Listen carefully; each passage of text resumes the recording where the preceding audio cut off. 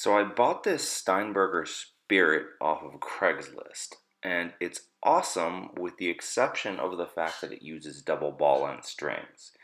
The guy I bought it from, actually, if you look carefully, he actually made one of his own double ball end strings because he had such a hard time finding these because he was old and didn't realize there was an internet.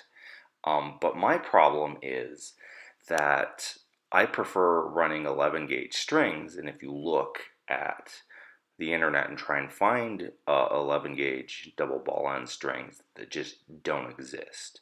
You can find 9 gauge strings, you can find 10 gauge strings, you can even contact some string manufacturers that uh, do custom orders and they're not willing to make these for you.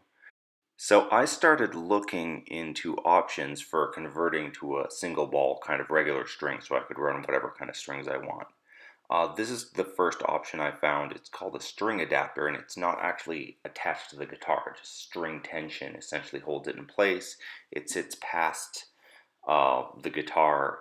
You put your strings through it, you tighten them down with an Allen wrench, and then as you tighten them back up, you can see it just gets held there by the tension of the string, and in my opinion, it looks kind of ugly. It's also 40 bucks, which is a little expensive. So I didn't want those just because of the aesthetics of them.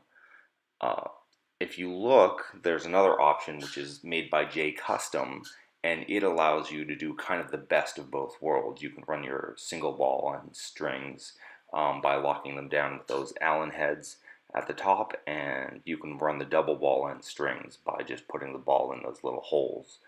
So it kind of allows you to mix and match and do whatever you're comfortable with. The problem with these is the price. They're about 80 bucks no matter where you get them from. There's a good tutorial online as to how to install them, but I wasn't about to spend $80 on a guitar I just spent $200 on. That seemed a little excessive. So the option I ended up going with, which you can find on eBay if you type in headless nut, are these sort of alternate ends that you can fit onto a Steinberger, and they cost about $6, $6.50 including shipping. So I figured they were at least worth trying. So here it is, 3 weeks later. I've already cut the package open and looked inside, but essentially this is how it comes in a little FedEx pouch. And inside there's some Ziploc bags, and then there's the alternate end that'll hold the strings, and a couple Allen wrenches for the different Allen bolts on it, and some screws to hold it in place, although you can reuse the stock screws. So if you look at this carefully, there's two ways of holding the strings. I believe the intention is to use both of them. So there's these three little clamps that look a lot like what you'd find on a guitar with a Floyd Rose. So those are the three I'm removing right now. There's also 6 individual set screws that have Allen ends on them, and you can use those to hold each string individually. So I believe the intention here is for each string to be held individually with the set screws, and then once everything's stringed up, just for a little extra security, for you to use the Floyd Rose like clamps to just secure them. So this is me turning the little set screws I was talking about. So as I open it up, you can see a little light coming through the hole, and as I close it, that light goes away. So you stick the string through that hole, tighten it up to hold it, and then once all the strings are tightened up, you use the Floyd Rose-like clamps.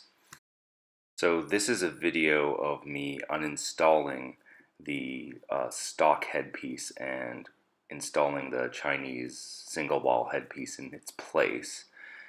I've already taken off the strings at this point, and at this point I noticed there was some small notches that shouldn't be there, but that's probably a small factory defect and it doesn't particularly bother me. The Chinese replacement piece went on absolutely fine with no issues at all. It seems like it's reasonable quality. I mean, I might have to replace it at some point later in the future, but it seems like it would. For a guitar I use very occasionally, I think it would probably easily last 100 string changes before it started giving me trouble.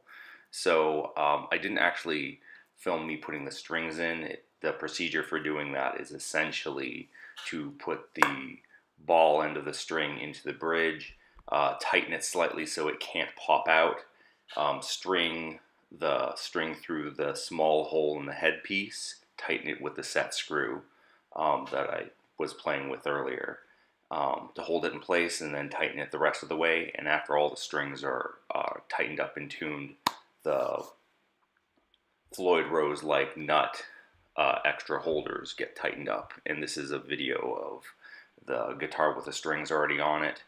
I had to readjust the intonation slightly because I did put on thicker strings, but that is a fairly simple procedure on one of these guitars. I also had to slightly adjust the truss rod, but that is very, very easy to access. So I recommend this for anyone feeling cheap that doesn't necessarily use their Steinberger as their only guitar. And in case you're curious, it does fit in the Steinberger case, even though it is a couple millimeters longer with the slightly longer headpiece that allows for holding single ball end strings. So I'll have a small sound demo in a second. The guitar does feel a lot more expressive with the thicker strings on it, so I'm very happy with how everything turned out. Alright, here's what I'm hoping is going to happen. So I have my Steinberger all set up with my new strings. It is plugged into this Ditto looper and then directly into GarageBand through that mixer. So it's not being colored by any amps, nothing like that. This is just the pure sound of the guitar. And I'm going to quickly record something and then hopefully be able to synchronize it with this video.